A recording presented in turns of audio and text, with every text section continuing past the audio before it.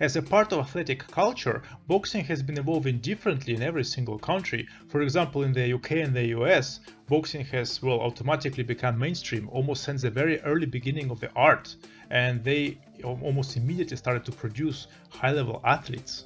In the case of the USSR, however, it did take a while, and if you have seen the previous video, you would know why. However, with time, the Soviet Union did produce an amazing amount of athletes of its own, particularly boxers, and today we will see their influence throughout the Soviet Olympic history.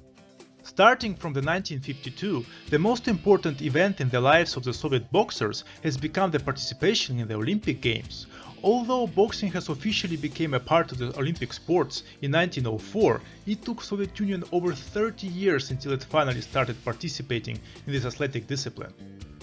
And when it finally happened, it was a major catalyst that pushed the Soviet boxing to a whole new level, since now this was not only a martial art, a manly sport or a national fitness program, but a way to promote and display the Soviet athleticism on the world stage. The very first participation in the Helsinki Olympics of 1952 has brought the first medals to the USSR, and the outcome of the homebrew cultivation of the sport showcased results way above the initial expectations, as the USSR has brought home 2 silver and 2 bronze medals. But after doubling on their training and thanks to the constantly increasing government investment in this discipline, on the very next year during the European Boxing Championships of 1953, the USSR has earned 3 gold medals. Now, admittedly it wasn't as impressive as winning gold in the Olympics, but it was a solid start.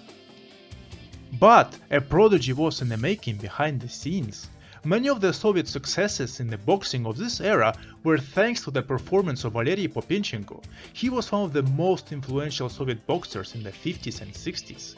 He had a very tough childhood, growing without a father and being swayed into the adolescent gang activity in the post-war years. To protect him from that bad influence and street abuse, his mother decided to enlist him into the local boxing school, and the rest is history. Vladimir Popinchenko rose above his peers and fellow gym-goers surprisingly quickly, rapidly rising from the local school bouts to the municipality tournaments to the regional championships, and only after a few years of training, in 1955 has become the all-Soviet champion among the adolescents, and 4 years later, in 1959, has become the absolute Soviet champion among the adults in the middleweight division. He has, had a rather unique approach to boxing. He got famous for his devastating body shots, as most of his knockdowns were due to strong shots to the liver and solar plexus, rather than the face. From there on, he went on a huge streak, since from there on he was becoming the absolute Soviet champion on the yearly basis until 1965, accumulating a huge array of trophies. His first international experience was in 1963 when he participated in the European Championship, where he also received the first place. This impressed the Soviet Olympic team so much that they have decided to add him to the team to represent the country in the Tokyo Olympics of 1964.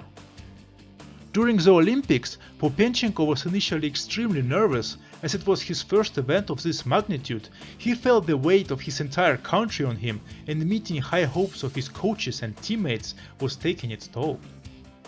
However, according to him, all those worries and thoughts have disappeared entirely once he entered the ring, and indeed he only struggled during his first fight in the Olympics, since his mind was still setting in place. However, he did manage to achieve victory and move on to the next stages, defeating all the opponents one by one, until finally reaching the final bout. In the finals he had to face Emil Schulz, a 5-time All-East German champion. There was a high anticipation for this fight. Both fighters were incredibly nervous, as it was their last step before reaching the gold. But right in the end of the first round, Popinchenko managed to knock down Schulz with strong body shots, achieving the very first Soviet Olympic gold medal and elevating this art to a whole new level in the USSR. Traditionally, the most impressive and technical boxer in the Olympic Games received a Val Barker trophy, and Valery Popinchenko was the only Soviet boxer in history to receive it. This triumph has encouraged and motivated the new generation of Soviet boxers to train even harder in order to surpass Popinchenko, but in the meantime, in 1965, he once again traveled to take part in the European Boxing Championship to defend his title, which he did, becoming the best on the continent. However, unexpectedly after this victory, he declared that he plans to hang the gloves and retire from the professional sport. During his career, he took part in 213 fights with 200 victories, which is very impressive. However, what was more interesting is that after finishing his athletic career, he fully dedicated himself to technical and mechanical sciences.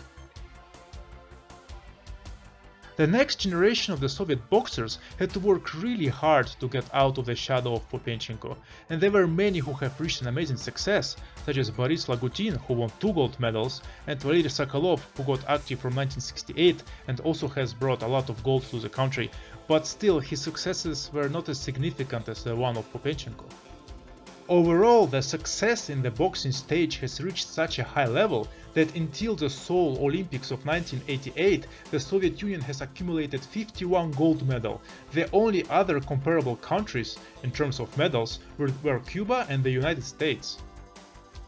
It is also important to remind people that during the entirety of the USSR, boxing remained as a strictly amateur thing, with all boxers being required to have other daytime jobs at the same time, the only exceptions being their pro-Olympic preparations, where they were excused from work and could concentrate fully on their training.